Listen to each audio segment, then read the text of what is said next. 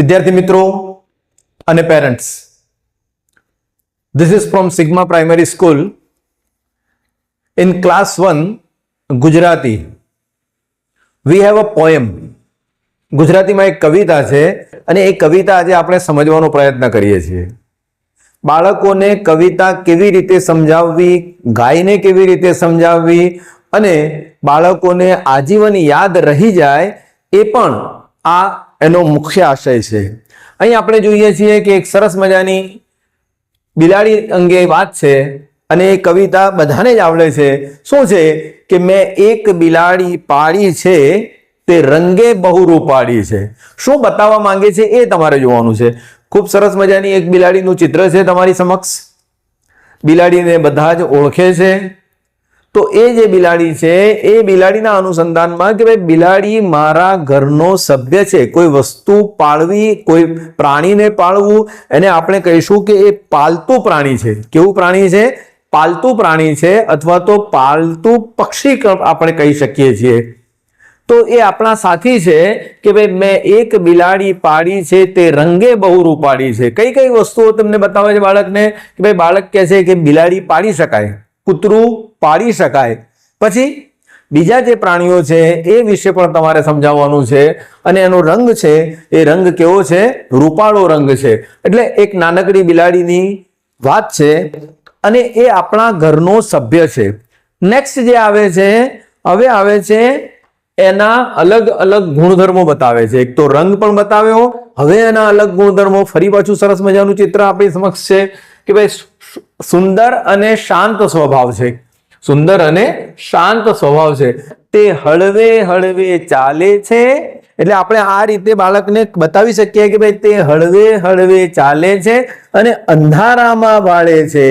કે ભાઈ અંધારામાં જોવું હોય કે એવું કંઈક હોય તો તમારે કેવી રીતે જોવું? તો કે ભાઈ આ રીતે તમે જોઈ શકો છો કે તે હળવે હળવે ચાલે છે ને અંધારામાં ભાળે છે. એટલે એના રંગો વિશે વાત થઈ.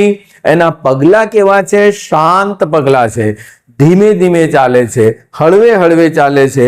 અને એ દ્રષ્ટિ શબ્દ છે કે ભાઈ એ અંધારામાં પણ જોઈ શકે છે. એ ઉપરાંત આપણે જોઈએ કે હવે એના ખાધા ખોરાકના અનુસંધાનમાં આપણે વાત કરવી છે કે ભાઈ એનું મનપસંદ ભોજન કયું છે.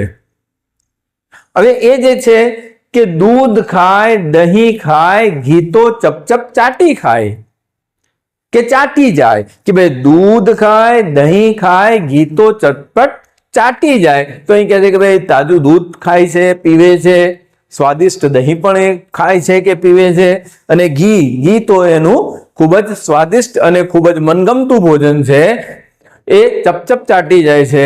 તો મારી બિલાડી ખાવાની ખૂબ જ શોખીન છે. અને આ બધી જ પ્રોડક્ટ્સને we can say they are dairy products. એને શું કહેવાય આપણે? કે ભાઈ એને ડેરી પ્રોડક્ટ્સ કહેવામાં આવે છે. કે ભાઈ જે ડેરીમાં મળે છે, જેવી રીતે અમૂલ ડેરી છે કે દૂધસાગર ડેરી છે કે પંચામૃત ડેરી હોય, જે પણ હોય, તો એમાં એ વસ્તુઓ મળતી હોય છે. હવે આગળ એનાથી આગળ કે ભાઈ શિકાર પણ કરે છે અને સાવચેત પણ રહે છે. બે વસ્તુઓ છે કે ભાઈ શિકાર પણ કરી લે છે, જ્યારે જરૂર પડે કે નુકસાનકારક છે તો એનો શિકાર કરે છે, સાથે સાથે સાવચેતી પણ રાખે છે. શું બતાવ્યું છે કે ભાઈ તે ઉંદરને ઝટપટ ચાલે.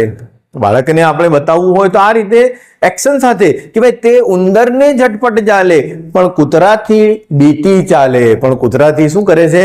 બીતી ચાલે છે. કે ભાઈ ઉંદરનો શિકાર કરે છે અને કૂતરાનો એને ડર લાગે છે. એ પણ વસ્તુ આપણે બતાવવી છે. તેના દિલ પર દાગ છે, તે મારા ઘરનો વાઘ છે. હવે અહીં બતાવે છે કે ભાઈ એની સુંદરતા પણ બતાવે છે કે ભાઈ કોઈ ડાઘ હોય તો એ ડાઘ એના સુંદરતામાં વધારો કરે છે. તો એ બાબત અહીં બતાવવામાં આવી છે. અને મારા ઘરનો વાઘ છે એનો અર્થ એમ છે કે એ મારા ઘરનો રક્ષક છે. મારી ગેરહાજરી હોય તો મારી ગેરહાજરીમાં એ મારા ઘરની ખબર રાખે છે અને નાનકડો શિકારી પણ છે.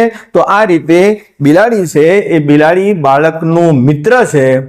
બાળકે પાળી છે બિલાડીને અને બિલાડીના જે અદ્ભુત રંગો, એના ખાવા પીવાની જે વાતો છે અને એ કોનાથી ડરે છે, કોનાથી સાવચેત રહે છે, એ બધી જ બાબતો આપણે શીખવાડવાની છે બાળકને કે ભાઈ આ બિલાડી છે એ પાલતુ પ્રાણી છે. બિલાડી આપણો શ્રેષ્ઠ મિત્ર છે. તો આ રીતે ગુજરાતીમાં આપણે શીખવાડી શકીએ છીએ. આ ગુજરાતી મીડિયમમાં પણ આવે છે, ઇંગ્લિશ મીડિયમમાં પણ આવે છે. લાઈક કરો, શેર કરો, સબસ્ક્રાઇબ કરો. Thank you very much.